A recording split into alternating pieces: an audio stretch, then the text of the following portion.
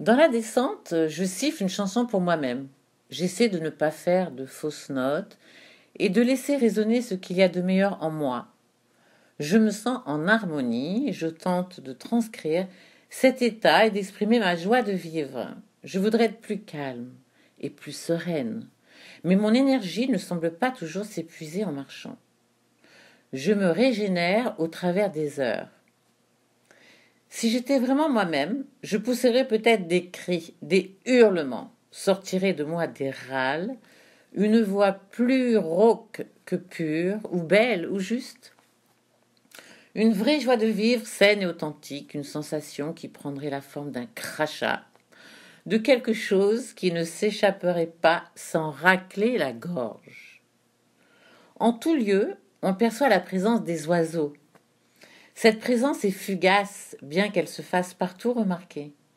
Il y a quelque chose de si sauvage dans les forêts, de si bruyant dans le fil de nos préoccupations mentales, que leur discrétion pourrait s'oublier. Et cela, encore masqué par le bruit d'un cœur qui bat trop fort et toujours prêt à être désarçonné en plein galop. Eux passent près de vous si vivement qu'ils vous réveillent de votre torpeur ou de l'état d'alerte dans lequel vous étiez mis. L'oubli de leur délicatesse et de ces manifestations subtiles interroge. Je laisse la chienne suivre la trace d'animaux bien plus gros qu'elle, mais lui répète sempiternellement cette phrase jusqu'à m'en rendre compte. Laisse les oiseaux. Parce qu'ils sont sacrés, sans doute. Parce qu'ils ont l'air gais, fragiles et désintéressés de nous. Ils demeurent de modestes messagers aux modestes signes et signaux. La nature me donne du baume à l'âme et c'est un cadeau qui ressemble à la guérison de quelque chose qui m'échappe, de quelque chose pour lequel les mots ne sont pas un vrai remède. Sans doute en lien avec notre place dans le monde. Nous pourrions vivre d'une vie qui rebondisse de cette façon et s'extasie du spectacle de la nature. Une existence bâtie à l'extérieur pour compenser la paresse inspirée d'une vie sédentaire.